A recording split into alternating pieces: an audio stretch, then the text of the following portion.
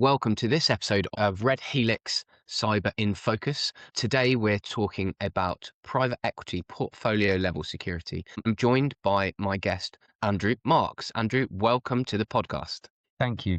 It's fantastic to have you here, someone with such a lengthy career in technology, information and information security. It's important to say currently part of the value creation team leading technology at LDC, with career highlights at Accenture twice, also Tullow Oil, Grenadier Holdings and Freeman Clark. Most interestingly, Andrew, from your LinkedIn profile, you have a geology degree from Oxford University. Hopefully that comes into play, the knowledge that you've got from that, pulling forward in creating interesting cyber and information security related analogies. Perhaps I'll summarize what you've just said by saying I have a practitioner's perspective. I started in geology, I was a user, then I moved into technology leadership. What I bring today is as much the CIO perspectives as the perspective from technology leadership in private equity. It's worth highlighting that it's the practical practitioner's view that I'd like to bring today. But thank you. Perfect. A lot of the time on the podcast, we're talking specifically to businesses, information security managers, IT leaders, and CISOs in individual businesses, talking about how they can enhance or understand how information security, cyber threats are likely to have an impact on their business and what they can do about it. But here we're taking a step back and we're looking at things from a portfolio level. We're talking about groups of companies, investment portfolios, and the situation for them and what's really important. To kick this off, tell us about LDC and frame it for the people that are listening in the businesses that you're investing and the typical company that's in the portfolio. We have breadth in the portfolio. LDC invests in around 90 businesses, so the breadth comes in the sheer number. We would describe them as small to mid-cap businesses, all of which are UK headquartered. They are absolutely cross-sector. We have a number of businesses in financial services, accounting consolidators, in legal consolidators, and some very focused legal support to certain markets. We have a number of construction engineering, utilities support businesses, a number of manufacturing businesses, manufacturing product. One springs to mind is focused on manufacturing bathroom products, another one on doors, for example. We have a number of businesses in healthcare. And finally, the other sector that springs to mind is in food processing. We have a business that actually is a specialist in vegan food products. So an entire range. What numbers matter? People. 15 people to 1,500 people. Together, we combine about 25,000 staff. You could imagine that from a technology and from a cyber perspective, that's actually a lot of users, a lot of people being targeted for their credentials and what they do every day. I hope that gives you a broad overview of the type of portfolio that we bring. Absolutely. That also emphasizes the breadth of the challenge that you face. A lot of the time we're talking to individual security leaders that are focused on a specific sector, a specific type of business, a specific operating model and securing that. Whereas actually your role is that one step back and you're trying to think about how information security is creating the risk across the whole range of businesses. And that would be really interesting to draw on those challenges as we go through the discussion today. Your role directly links to value creation. Talk us through your role within the LDC portfolio. So yes, a value creation director is the title. The day job is working with those technology leaders to help them use technology better to drive great value within each of those businesses.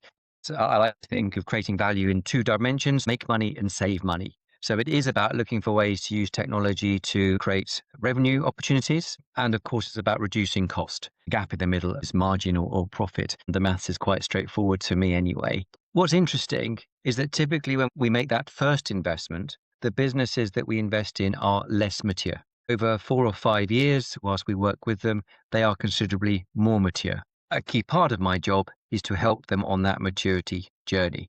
And the area of general technology, it could be moving from spreadsheet to system or from simple system to more complex system as the business grows, as it acquires, as it maybe moves internationally. Of course, the same must go around the role of cyber, particularly around that growth, particularly around international expansion where it occurs, sometimes simply around notoriety. A logo that isn't known today, but in 3 or 4 years' time, might well be a business which is recognized in the high street, plenty of high street brands in the portfolio, and therefore is going to be more attractive to a cyber attacker should they wish to cause frustration, I use that word, and destroy the value that I've been working hard with the technology leaders to create. We're certainly seeing that happening quite a lot across UK businesses, especially the segment you mentioned on the sort of small to mid cap businesses. There's a huge amount of businesses being targeted. We talk a lot on here about threat landscape and how that's evolving and changing. It usually forms an initial part of the discussion. Specifically here, what threats and risks do you think are different or the same for the sort of mid cap businesses within private equity portfolios? Well, with a practitioner's perspective, they're all the same. Manufacturing businesses have got IoT and potentially are at risk of the systems being prevented from operating. Healthcare business has got patient records, which are attractive, certainly from a ransomware perspective. Financial services, you could argue simply from an embarrassment perspective. Any business today, sadly, is open to just generic ransomware. We can stop your business working. Therefore, your revenue flow, cash flow stops. Customers are disappointed, and that has an effect. And that, of course, drives the ransom demand opportunity. So I'm going to say all of the above. Our businesses, as I suggested earlier, vary in size from tens to hundreds of people. A few are slightly larger. So I'm not dealing with the enterprise scale problem, but at the same time, these businesses rarely have got an enterprise scale CISO or enterprise scale funds to invest in the level of cybersecurity that an enterprise business requires. It's about being proportionate and therefore focusing the right investment in the right technologies to secure and make resilient these businesses. These aren't small businesses. They're typically operating in the tens to 100 or 200 million revenue area. They are significant. I've talked about the number of people that they may employ, and you can only imagine the number of customers that might well be impacted. A travel business is going to be impacting people traveling on holiday. A financial services business, it could be insurance. It could be literally financial transactions and so on. We take cybersecurity just as seriously in our smaller businesses. I use the word smaller businesses as an enterprise CIO or CISO might do as well. I mean, really interesting that you mentioned ransomware specifically there. It's, again, such a huge threat to UK businesses. I feel like it's slightly being masked by the noise of AI security that's going on in the industry at the moment, but it certainly hasn't gone away. Moreover, AI security is only likely to be accelerating these threats of ransomware to some of these businesses. From your perspective, ransomware groups are known to target mid-market businesses. Have you seen that play out across the portfolio directly or indirectly with peers in the market? Yes, I can only give you a short answer. Yeah. Yes, our businesses have been targeted. Don't think that the ransomware threat actors are really considering the scale of business. They're looking for an opportunity. They're using technology to get in the door. When a door opens, they will take the opportunity to attack, encrypt, and then ransom as they can. There are different styles. They will look for different levels of ransom depending on the business. My understanding is they're open to negotiation as well once they've been successful. Come back to my point, which is be prepared. Far better to be prepared and to be able to respond. I am a great believer in the NIST framework. If you prepare at the start, then in the event that something does happen, even after you have detected it or when you've detected it, your ability to respond is actually something which really impacts your leverage over the threat actor and also your ability to get back to business. It's no less painful either way. Yeah, with private equity, where you're talking directly about enhancing maturity, enhancing operating models, growing revenue for a more mature, more established business, for a sales prospect at the end of its life cycle with the portfolio, it's really important to not have that interrupted by some sort of event, specifically in this case, the discussion being about information security breaches and cyber attacks. To that point, linking it directly to value creation and the aim of the portfolio, do you think it makes private equity backed businesses a more attractive target to these sort of adversaries? That's a really, really good question, actually. More attractive. I'll repeat what I said earlier, which is that businesses that we invest in may be less mature at the point of investment. although we are very rigorous about our due diligence, so we know what we are taking on at the point of investment. We work very hard and fast to fill any gaps early in the hold period, as it's called, the life of the investment, as I like to think, or the value creating phase. We go in with our eyes open and we don't wait to invest. We will go in with a clear view as to where investment needs to be made to fill those gaps in the portfolio company. And therefore, I hope we are reducing risk even before we have invested to the point afterwards. You asked about my role. I work with a colleague who focuses very much on cyber. That is his day job. I oversee and support that.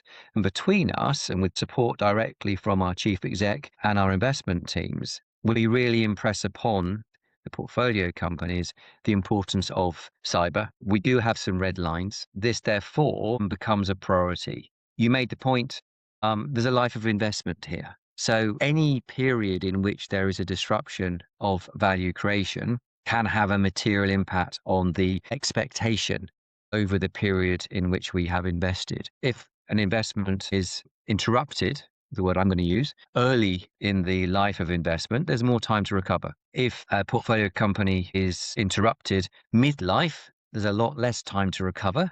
However, there is time to create a good story from it and to demonstrate in the future we sell that investment on that they have learned that lesson and now there is a robust, resilient position and I hope value will have been recovered.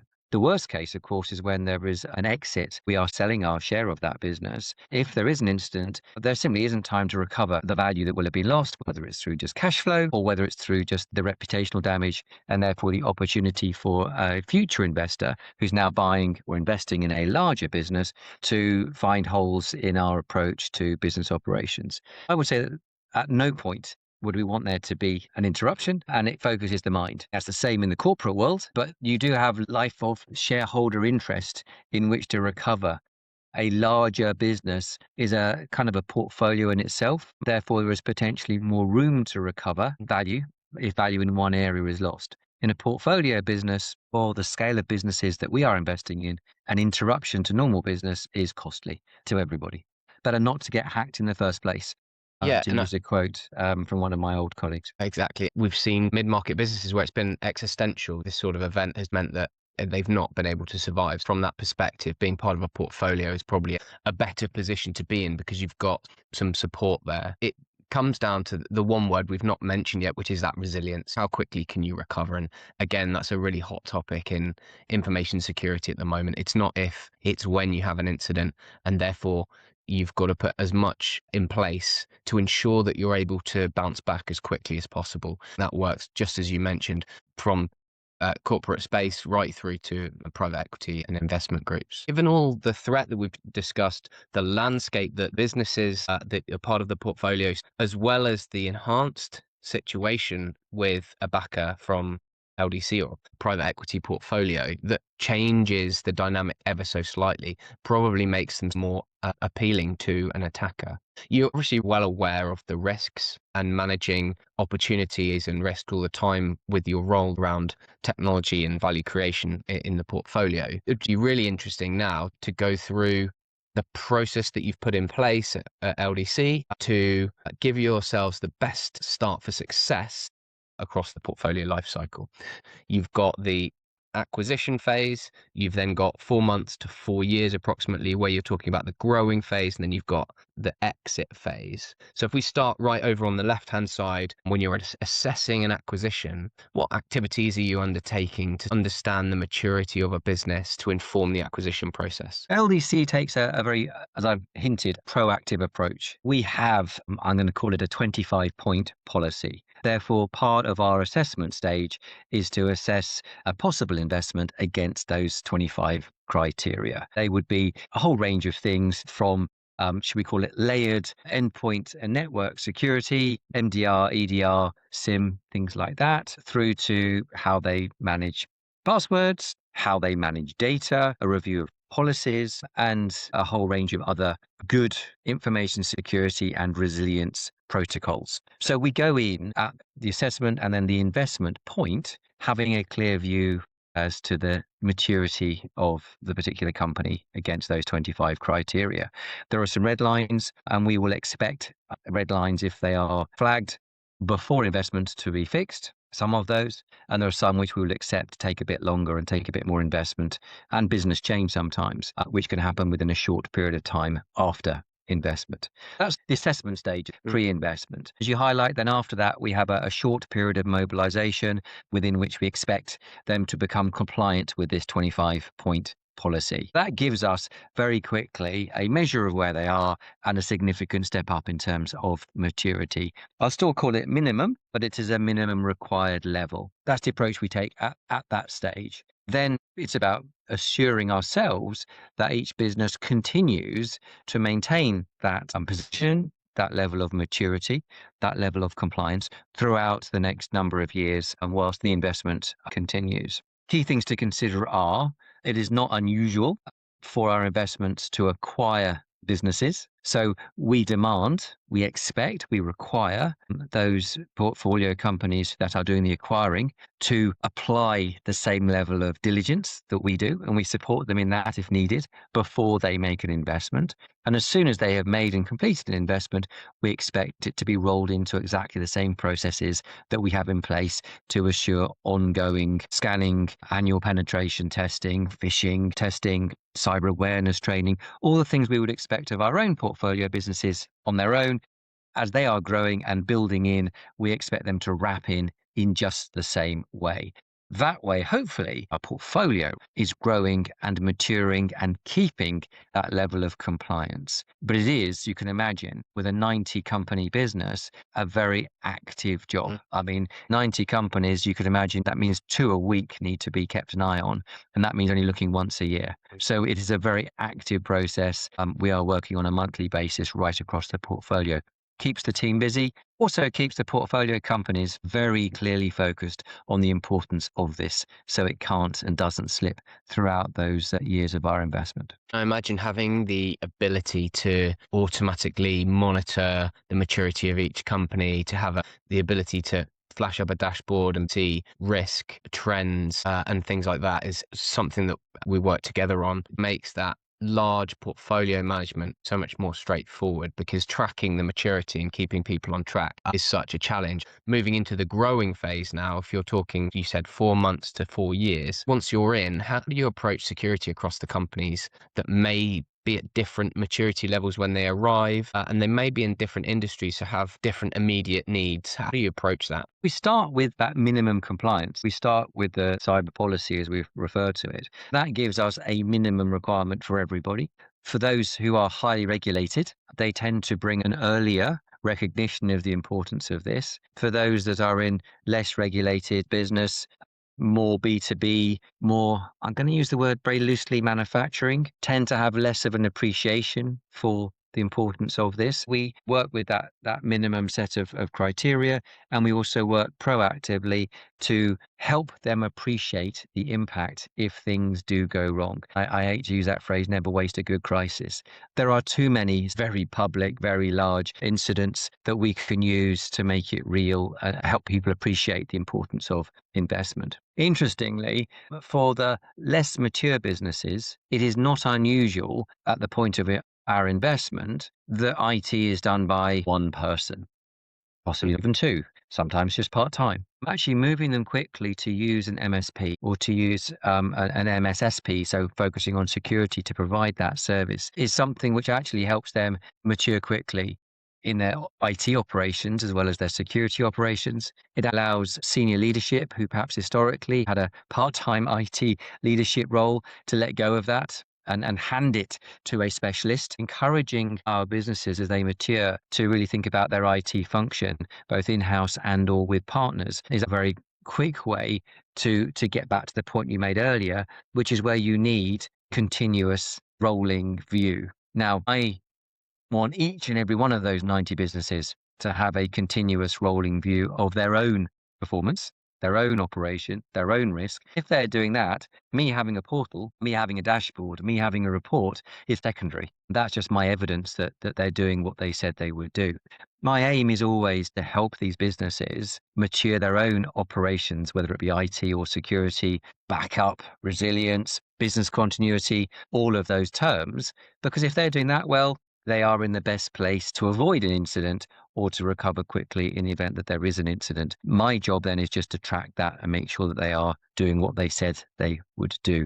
And I repeat, doing it through partners is a really effective way of doing it, certainly at the scale we operate at. From my own experience, that practitioner's experience as a CIO, you can do a lot in-house.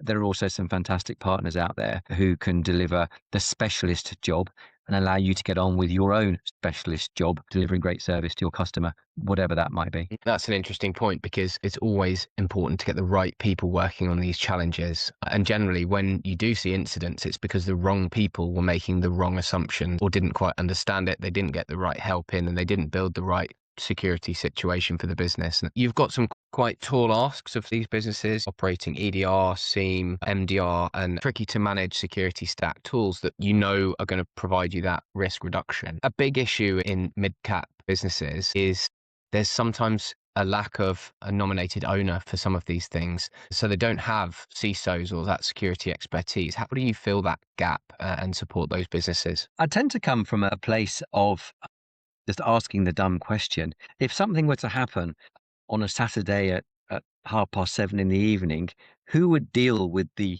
something? We'll usually get someone put their hand up.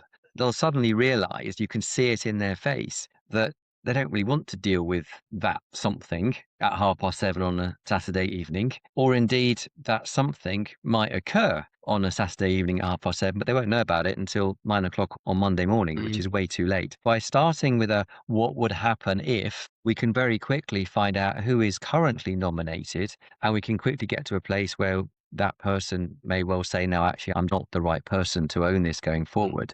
My job is to lead the business. My job is to lead finance in the business. My job is to lead operations in the business. We really need a specialist who can come in to own this problem and be there 24/7 by 365. Now, no one CISO or head of information security can work 24/7 by 365, but a partner can. They're providing services on that basis to many clients all of the time, internationally, and looking at the global outlook of risk. All the CISO does is target it and focus it for the specific needs of that business. So the idea of virtual CISO is something that I bring in, where it's not needed as a full-time job for the scale or the complexity of businesses that we use, but a fractional role that can provide board with the direction, where to invest, how to invest, to work with me and my colleague on that subject means that we get the investment support we need and the strategic roadmap we need, whilst we rely on a managed service or security service provider to deliver the 24/7 by 365 monitoring, reporting, alerting, taking proactive action when they saw something unexpected, which always happens out of hours. I mean, it just does. It happens out of hours. Let's not pretend otherwise. Yeah, absolutely. That's a key characteristic of what an attacker is probably thinking about is when is this business least likely to be able to respond to what I'm trying to do? And of course, that's going to be a difficult or awkward time. I covered a podcast a few weeks ago with a really excellent industry colleague of mine talking specifically about security leadership. And something that came out in the conversation is the different persona required for people that are enacting the security and people that are then engaging around security at the other end of the business up at board level and advising around the risk and the budgets required and providing the return on investment type discussions at the board level to make sure it's understood and the right proportion of capital is allocated to supporting this. That links really nicely with the discussion and the points you just made earlier on about value creation. Okay, so we're currently in the growing phase between 4 months and 4 years of ownership. There's an incident, let's say, to a portfolio company. What does that look like from an investor's perspective? We talked about the different challenges that you get whether you're close to exit, but let's say we're in the middle of the growing phase. We've said to someone in the business, you're accountable for your information security. But what does it look like when an incident happens within the portfolio? Well, for the company that has been attacked with a successful attack, it feels just as painful as any other business and any of your audience today, Tom. It's uncomfortable. It diverts a huge number of people from the day job. It is a real interruption, just in terms of normal business operations. Of course, it has a direct impact on cash flow. It costs money. I suspect we'll come on to insurance later, but it costs real cash. Sometimes businesses are short of cash. These incidents never occur when you're rich with money in your pocket. They always occur when things are tough. They just always do. No one has spare cash these days anyway. We, as the portfolio investor, we provide a distant support. We are there to do more if needed, but we really want the portfolio company to do what it thinks is right. And all things considered, we should have set them up to success. We should have reduced the likelihood of an incident. We should have reduced the impact of the incident, and we should have helped them through the compliance to our policy, help them put systems in place that mean that the recovery can happen more quickly. We definitely expect them to have insurance as part of a requirement for any of our investments. Cyber insurance typically comes with a panel, and they can bring forensic support, instant response, and certainly for many of our companies, they'll take out additional instant response support as well. So they get the right forensic eyes working within hours, if not less, of an incident, and being able to operate on that 24/7 by 365 basis for the days, weeks, sometimes months that it's real afterwards. I've lived through this. I've got my scars, so I can speak again as that practitioner. By making it real, people do appreciate why investment in an incident response partner, for example, is worth having. It's the when, not if. When the when happens, you want to make it as short and as painless as possible. That's, of course, where we're always focused. It's really interesting that you point out insurance. That was going to be something I was moving on to. You've gone through a real development life cycle with the business there, where we've done an initial assessment, acquisition, where you talk about your 25-point plan. Then you've got your 100 days where you're really growing the capability to the minimum level, but then providing that expert knowledge and assessment with your VCSO discussions to progress the maturity of that. And then you've got the insurance that underlines everything, because realistically, as we talk value creation, what you don't want for these businesses that you have real stake in, you don't want them to suddenly lose all their cash because they've got to pay a ransomware or have to take on debt or things like that. To your point as well, to be able to have access to the right people at the right time is absolutely critical when you're having a cyber incident, because forensic cyber experts don't just come out of nowhere. It's definitely worth its weight in gold at that point that you paid for a 2-hour retainer or a 4-hour retainer to make sure they're there to support you. It's capability you're not likely to have in the business, specific legal capability that the insurance company is likely to bring in as well to support you. It's all really, really valid. We've gone through the life cycle from start. We're getting towards the end of the growing phase with the business. What does exit look like? Increasingly, buyers are asking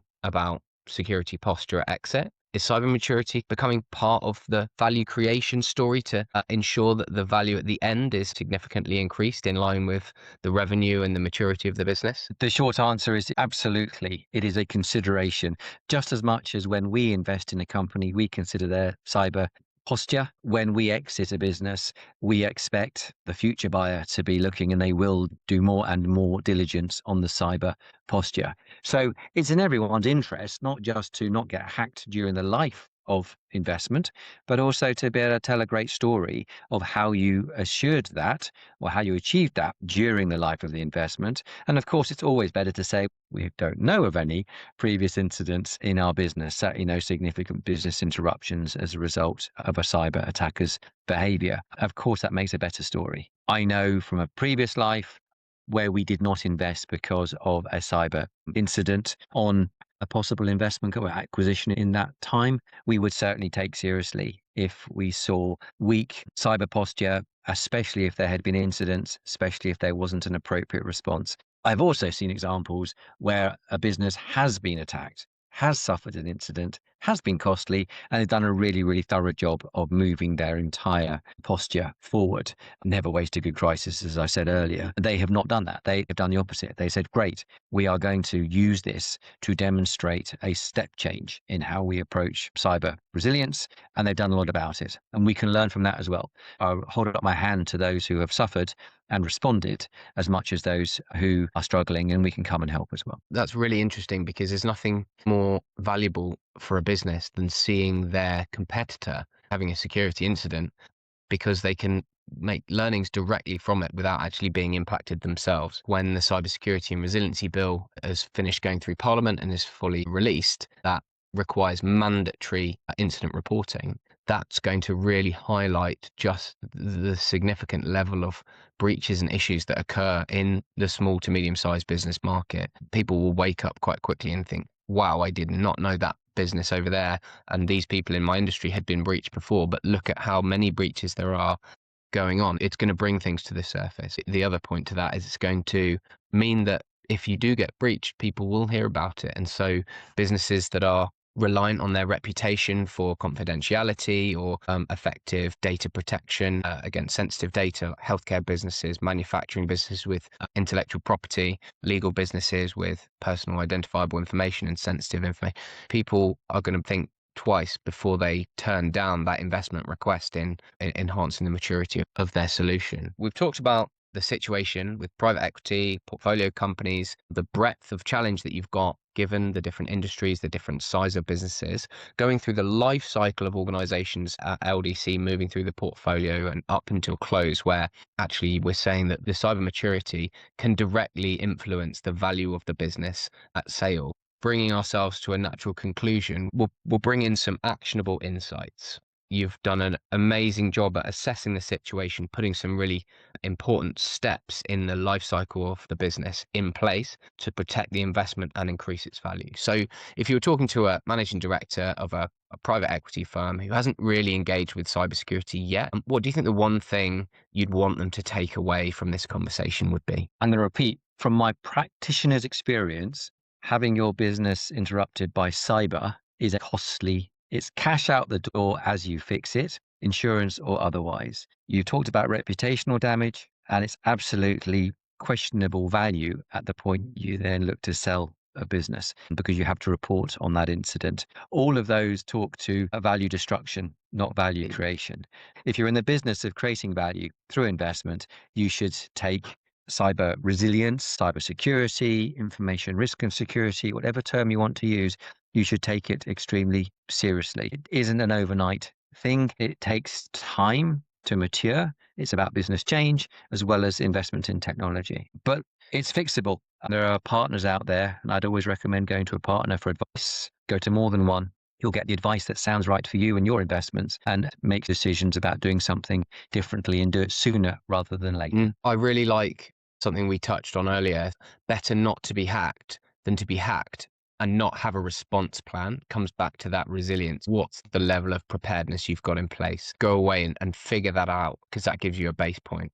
For people listening and they're not sure where they should start, what's your advice there? What do you think they would start? I mentioned before talking to partners, there are a lot of partners out there. So that can be quite daunting in itself. I'd obviously refer people to Red Helix, and I thank you for your support today to give me a platform to put across such an important message. I know what quality you guys bring, but let's just go the independent route. There are many routes for free support.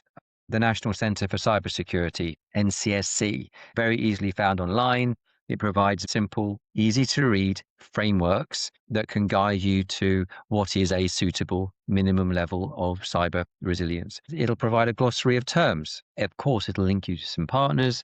It'll provide some good generic advice. There are some checklists in there. So you begin to get a feel for how far away you are from what the government might recommend as a minimum level of cyber readiness for your particular business. I suspect you'll also fall over a number of regulatory expectations as well. And it's entirely possible that if you are starting out at a fairly early stage, you might learn about some of the regulatory demands that you need to follow. Regulatory demands might put you in prison. So we can talk about better not to get hacked than having a great response plan. We can also say to any company director, you don't want to go to prison, do you? So actually, things around GDPR, things around PII, PID, and so on, just the various levels of securing personally identifiable information, for example, managing credit card data. These are legally binding regulatory demands. Get that right, you'll be halfway, if not past halfway, towards some good cybersecurity and information risk and security preparedness as well. So all of these things do come together. Go to a partner for some advice, though, is where I'd start. Go to several. compare and contrast with what you're reading. They do all link together quite nicely. And actually, you can find that you're putting controls and investing in achieving compliance on one side of the business. Actually, that's going some way to achieving other elements of compliance or levels of security that you want to achieve in another side of the business. So getting everyone talking together is also really important. Based on your experience across multiple different industries and lots of businesses having these sorts of discussions, there's maybe a bit of a misconception here, but I'm interested in your thoughts. Are there any quick wins that make a real difference versus the things that actually take time and investment to get right? That's the toughest question we've had so far, actually. I believe a great deal in cyber awareness.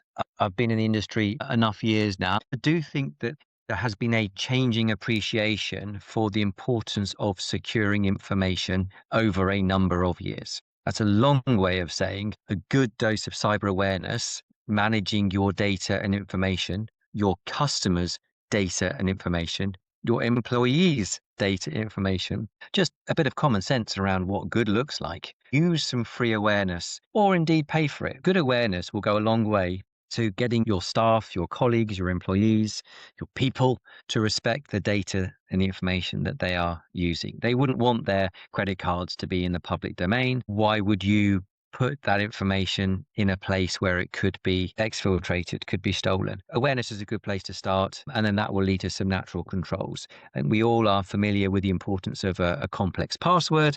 We're all familiar with things like multi-factor authentication. It happens more and more when you're buying something online. Why wouldn't you operate your business in just the same way? All of those go a long way towards improving, at the very minimum level, what you need to do to reduce the likelihood of getting hacked in the first place versus the response and the recovery. Lock a door, it takes a bit more effort to get in. Leave a door unlocked, anybody can walk in. I use simple analogies like that to get people to appreciate what they could and should do. Fantastic advice. It all leads up to that resilience piece. You've got to start somewhere. Sometimes you start with the quick wins to then build that maturity into your model to achieve that resilience. Getting from zero to hero is quite an uphill battle, certainly in businesses that have been operating in difficult regulatory environments where they have not had such a conscious cyber mindset that's been driving them forward in their discipline and due diligence in what they're doing. Andrew, we've covered so much there.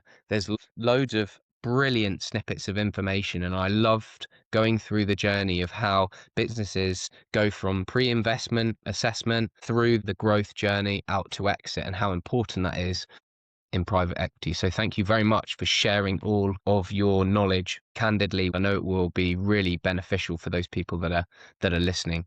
If you don't mind, I'd like to finish with one thing, Yeah. which is this need not be expensive. A lot of people are concerned that this can come with a very significant cost. Of course, that's all relative, but you can do an awful lot with free frameworks, some awareness, and working with a partner. You can do an awful lot to bring in technology controls for a relatively low cost, which in today's world is typically on a per person per month basis.